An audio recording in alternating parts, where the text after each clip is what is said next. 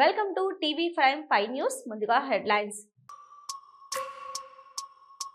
రాయలసీమ ఎత్తిపోతలపై TDP MLA Somireddy Chandramohan Reddy సంచలన వ్యాఖ్యలు. కేసీఆర్ తో జగన్ లాలూచి అంటూ ఆరోపణలు.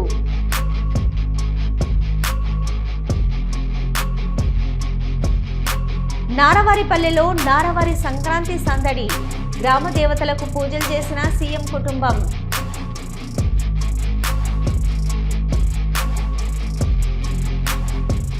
తెనాలిలో అల్లుడికి అత్తవారింట మర్యాదలు.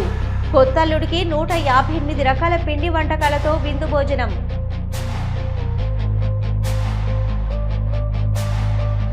రాయలసీమ ఎత్తిపోతలపై టీడీపీ ఎమ్మెల్యే సోమిరెడ్డి చంద్రమోహన్ రెడ్డి సంచలన వ్యాఖ్యలు చేశారు.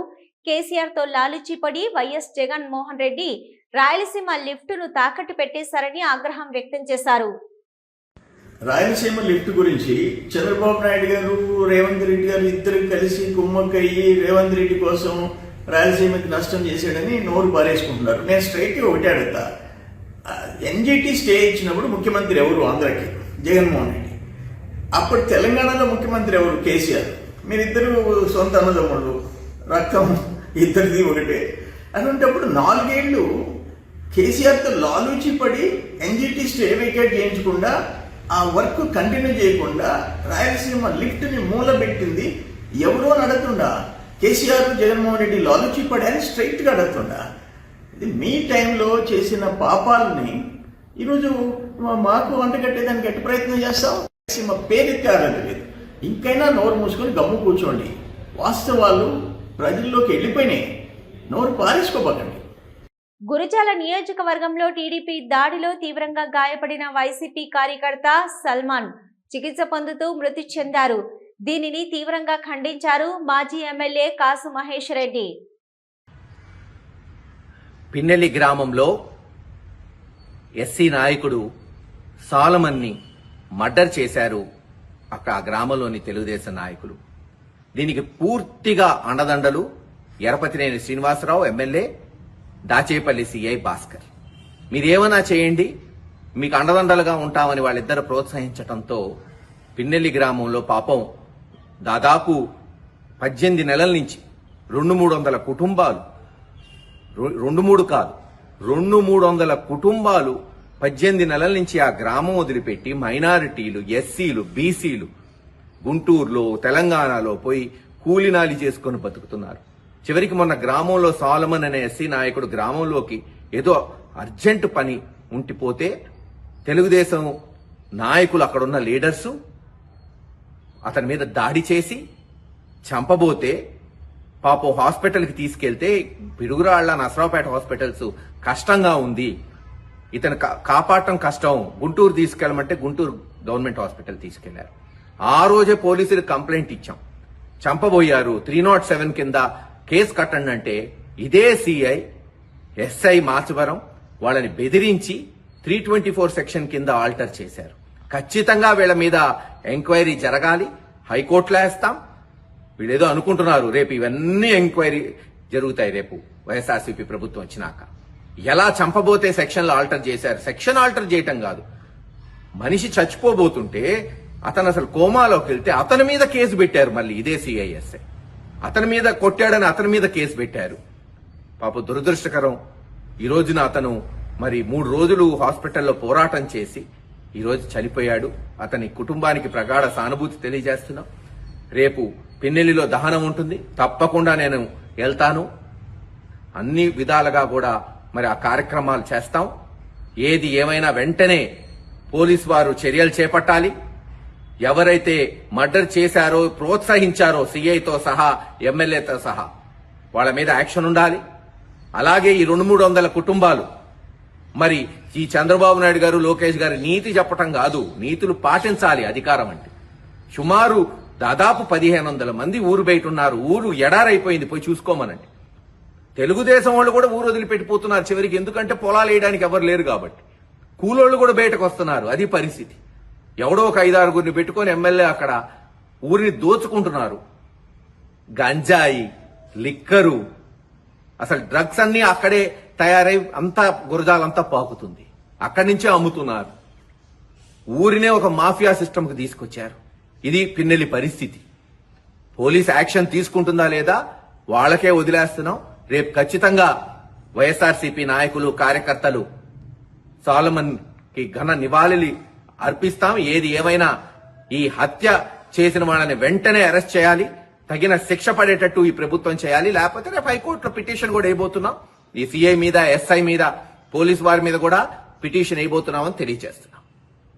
సీఎం చంద్రబాబు నాయుడు కుటుంబ సభ్యులతో కలిసి నారవారేపల్లిలో నిర్వహించిన సంక్రాంతి వేడుకల్లో పాల్గొన్నారు.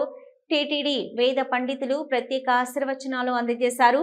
గ్రామ దేవత దొడ్డి గంగమ్మ, కులదేవత నాగల్లమ్మ దేవాలయాలను సందర్శించి ప్రత్యేక పూజలు నిర్వహించారు.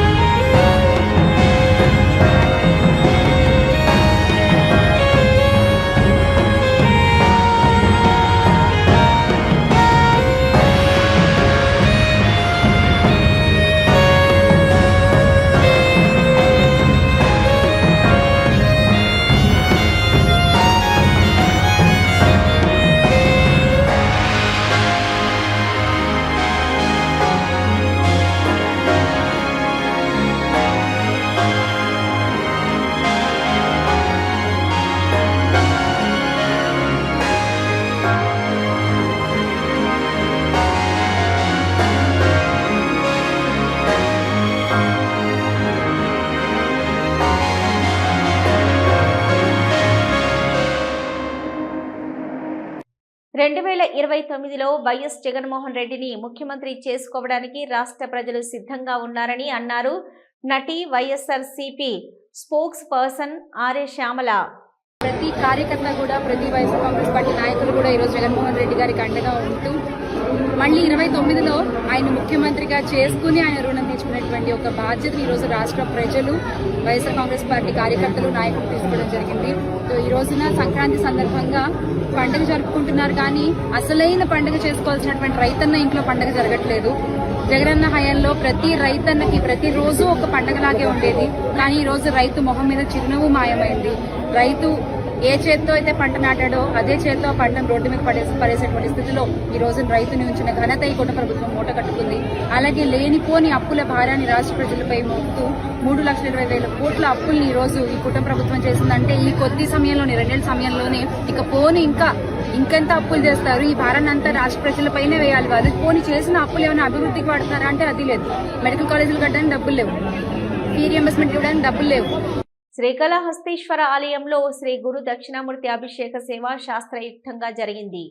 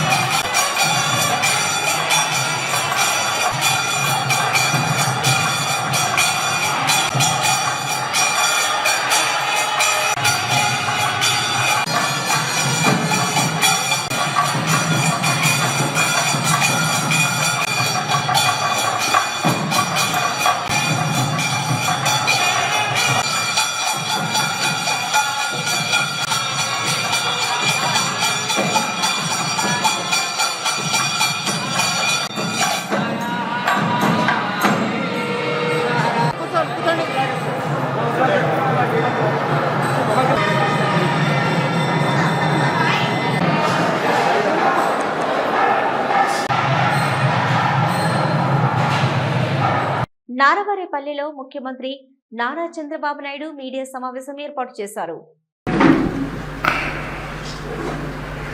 అందరికీ నమస్కారాలు. ఒక మంచి సాంప్రదాయానికి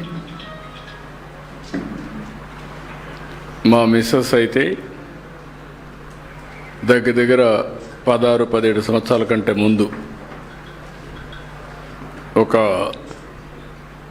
ప్రతి ఒక్కరూ కూడా గ్రామాలకు వెళ్ళాలి, గ్రామాలతో అనుసంధానం కావాలి, మనం ఎక్కడి నుంచి వచ్చామో ఆ రూట్స్ని మర్చిపోకూడదనే ఉద్దేశంతో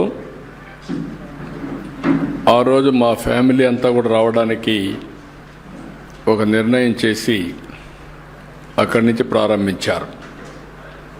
అంతవరకు వచ్చేవాళ్ళు, కానీ ఇలాంటి ఒక ఆలోచన విధానంలోనే మార్పు తీసుకొచ్చే విధంగా శ్రీకారం చుట్టారు. ఎందుకంటే నేను ముఖ్యమంత్రిగా ఉండడం, కొన్ని సమయాల్లో అపోజిషన్ లీడర్గా ఉండడం, పార్టీ అధ్యక్షుడిగా ఉండడం, నేను కూడా మా ఊరికి వచ్చి ఒక 3-4 రోజులు ఉంటే, ఒక 4-5 రోజులు ఉంటే మా ఫ్యామిలీ, అది ఒక మెసేజ్ అందరికి పోతుంది.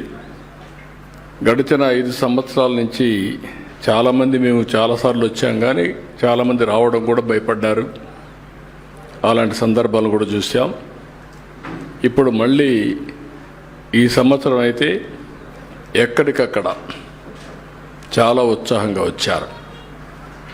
ఈ కార్యక్రమం యొక్క ముఖ్యమైన ఉద్దేశం, మనం పుట్టిన ప్రాంతం మన జన్మభూమి. ఈ జన్మభూమిని ఎవరు కూడా మర్చిపోవడానికి వీలు లేదు. మనం పుట్టిన ప్రాంతం అనేక కారణాల వల్ల, ఇంకా మనతో పుట్టిన వాళ్ళు అక్కడికక్కడే చాలా ఇబ్బందుల్లో ఉన్నారు. బంధువులు కావచ్చు, మిత్రులు కావచ్చు, గ్రామస్తులు కావచ్చు, అందరూ కూడా ఇబ్బందుల్లో ఉన్నారు. అలాంటి సమయంలో మనకు తోచిన విధంగా మనం కూడా అసోసియేట్ అయ్యి, కొంతమంది ఏమీ చేయలేకపోయినా వచ్చిపోతే ఒక నమ్మకం వస్తుంది. చేయగలిగిన వాడు సహాయం చేస్తే, ఇటీవల కాలంలో అదే పిలిపించాం P4. ఇక్కడ పుట్టారు, గవర్నమెంట్ యొక్క ప్రయోజనాలు పొందారు, ట్యాక్స్ పేయర్స్ పే చేసిన డబ్బులతోనే చదువుకున్నారు, మీకు అవకాశం వచ్చింది, మీరు కూడా తెలివితేటలు ఉపయోగించారు, మీరు ఉన్నతమైన పదవులకు కానీ ఉన్నతమైన స్థితికి కానీ చేరుకున్నారు. కానీ మనతో పుట్టిన వాళ్ళు ఇంకా ఆ ఊర్లో ఇంకా వెనుకబడుతూనే ఉన్నారు. మెరుగైన జీవన ప్రమాణాలు లేవు. అందుకే నేను పిలిపించింది ఒకటి P4, public private people's partnership. దీనికి short term, medium term, long term కుటుంబాలని మార్గదర్శి, ఎవరైతే దత్త తీసుకున్న వాళ్ళు బంగారు కుటుంబాలు, ఈ 2 అనుసంధానమయ్యి short term, medium term, long term కలిసి పనిచేస్తే అద్భుతమైన ఫలితాలు వస్తాయి. ఈ మధ్య ఆర్థిక అసమానతలు పెరుగుతున్నాయి, ఆర్థిక సంస్కరణలు వచ్చాయి, టెక్నాలజీ అడ్వాంటేజ్ వచ్చింది. ఈ 2 వచ్చిన తర్వాత డెమోగ్రఫిక్ డివిడెంట్ వచ్చింది. ఇప్పుడు స్ట్రాంగ్ లీడర్షిప్ ఉండే పరిస్థితికి వచ్చాం. దీంతో ఎక్కడికక్కడ అడ్వాంటేజ్, సంపద సృష్టించడం కంటిన్యూగా జరుగుతూ ఉంది. మనం చూస్తే ప్రపంచంలోనే ఫాస్ట్ గ్రోయింగ్ ఎకానమీ ఇండియా. ఇప్పుడు 4వ ప్లేస్లో ఉన్నాం. ఇంకో 1 or 2 years 3rd ప్లేస్కి వస్తాం. అక్కడి నుంచి ఇంకా ముందుకు పోతాం. అదే సమయంలో పబ్లిక్ పాలసీస్ వల్ల బిలియనియర్స్ ఎక్కువ అవుతున్నారు, ఆర్థిక అసమానతలు పెరుగుతున్నాయి. ఆర్థిక అసమానతలు తగ్గించకపోతే భవిష్యత్తులో ఆ సమాజం ఆ సాటిస్ఫాక్షన్ ఉండదు. డబ్బులు అనేది, సంపద అనేది అందరికీ మెరుగైన జీవన ప్రమాణాలు ఇస్తేనే అది నిజమైన సమాజం అవుతుంది. ఆ యాంగిల్లో మేము పనిచేస్తున్నాం. అందుకే P4 తీసుకొచ్చాం. ఇప్పటికి ఒక 10 లక్షల కుటుంబాల్ని P4 ద్వారా అడాప్ట్ చేసుకున్నాం. ఈ 2026 నేను ఎక్కువ ఫోకస్ పెడతాను. ఇక్కడ కావాల్సిన డబ్బులే కాదు, మేనేజ్మెంట్ స్కిల్స్ కావాలి. నిప్పును తినేయాలనుకుంటే దాని వేడికి చెదలు మసి కావడం ఖాయం. 5 దశాబ్దాల నిష్కలంక ప్రజానాయకుడైన చంద్రబాబుపై అవినీతి మరకలు అంటించాలనుకోవడం అవివేకానికి పరాకాష్ట. జగన్ రెడ్డి చేసిన రాజకీయ కుట్ర ఆలస్యంగానైనా బట్టబయలైందని అన్నారు మాజీ మంత్రి ఎమ్మెల్యే కాలువ శ్రీనివాసులు. అందరికీ నమస్కారాలు. 5 దశాబ్దాల పాటు నిజాయితీగా నిబద్ధతతో ప్రజాసేవ చేస్తున్న తెలుగు జాతి గర్వించదగ్గ చంద్రబాబు నాయుడు గారికి అవినీతి మరకలు అంటించాలనుకున్న జగన్మోహన్ రెడ్డి రాజకీయ కుట్రలు న్యాయస్థానం సాక్షిగా బద్దలయ్యాయి. స్కిల్ డెవలప్మెంట్ కేసులో ప్రాథమిక సాక్ష్యాధారాలు లేకపోయినా కేవలం రాజకీయ పగతో